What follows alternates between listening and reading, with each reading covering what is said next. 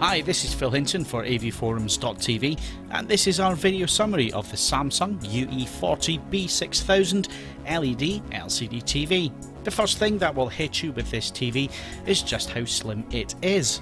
Because it uses LEDs to illuminate the backlight, unlike CCFL backlights on normal LCD TVs, the thickness of the panel width can be reduced quite substantially. And the design of the TV is also very fetching, with Samsung's crystal TV look that has a touch of light ruby colour towards the edges of the bezel.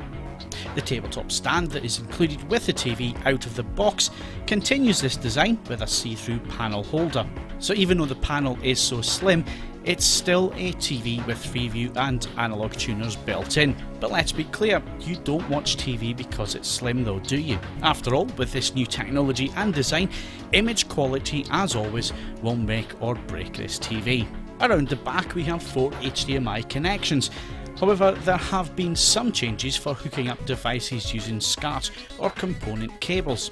Samsung do not have any physical SCART or RCA type plugs available on the back of the TV.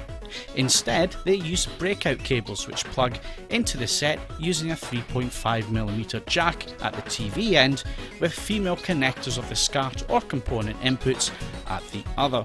This is quite a unique approach to solving this particular issue, although the actual breakout cables are not the highest quality items we have ever seen.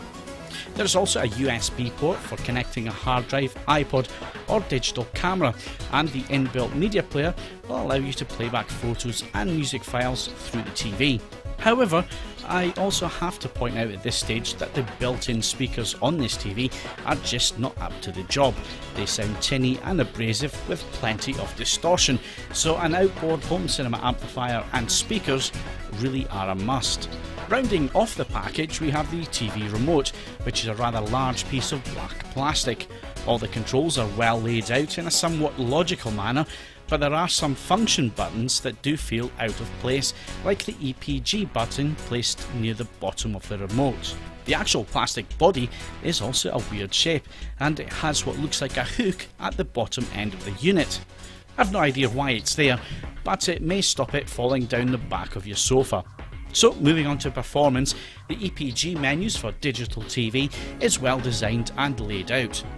One is a full channel list function under the guide button on the remote control, and the other is a mini menu accessed by pressing the info button. The main menus on the TV are well designed and intuitive to use, with plenty of picture options available. Samsung have to be congratulated for the full calibration controls on offer, with not only full white balance grayscale controls, but also a useful CMS system. And as this TV uses LED edge lighting, there are a number of settings for the auto dimming system. But although these can be defeated, the actual dimming feature is on all the time, and it cannot be switched off as it's part of the technology behind the image. So with everything set up in the best out of the box settings, the results from the B6000 were mixed at best. The grayscale result was disappointing, with red energy well under the mix. However, the colour gamut in auto mode certainly seems to work well. After several hours of calibration, the results obtained certainly look good, with the grayscale now tracking as well as we could expect with a dimming system. And the CMS allowed us to bring the colour points towards Rec 709, and although not perfect, the results were more than acceptable. Overall, I was happy with the results obtained from my calibration. However, some issues do add to inaccuracies within the image. The main culprit is the auto dimming system for the LEDs, and not only its effects on the grayscale and gamma, but also the screen uniformity issues that are blatantly obvious with low light scenes. This is an effect of using edge LED technology, as it's very difficult to illuminate the entire screen surface with the same amount of light. As you can see here, with this sweep from 0 to 30 IRE, that's complete black to 30% luminance. Even switching off all the likely options that would affect the dimming on the TV and even in the service menu, it doesn't switch it off completely. It's part of the technology that makes the LED edge lighting work. As you can see here with the test pattern, the outside white lines should remain stable at full luminance levels, while the centre pattern flashes. As you can see, the auto dimming affects this and the lines are dimmed. Moving to our calibrated settings also introduced a very strange effect with the colour points we had set correctly. It would appear that the amount of fluctuations with the luminance and gamma, the images also introduce issues with colour balance. Skin tones that should now be natural and well resolved still appear to be oversaturated and red in appearance. And even colours like the yellow bass in the Dark Knight are too strong and look over-processed.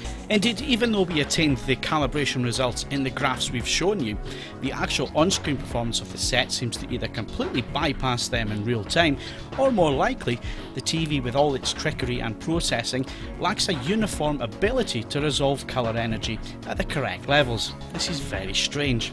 At the end of this scene, with the buses, there is a change to a dark scene. You can see the auto dimming overriding the image on the right. This is also shown again as the man walks away from the car, the luminance rises and the gamma is also affected. So does this affect the on-screen images to an extent that will ruin the picture quality? Well, that all depends on the individual and what they want to obtain from their LCD TV images. If you're looking for perfect reproduction of film and broadcast material as it's intended to be shown at D65 and Rec 709, then no, this TV fails to perform as it should. However, being honest, I'm sure that the slim design, vibrant and occasionally slightly overcooked images, along with good picture processing and scaling, will mean that the B6000 finds quite a few new homes.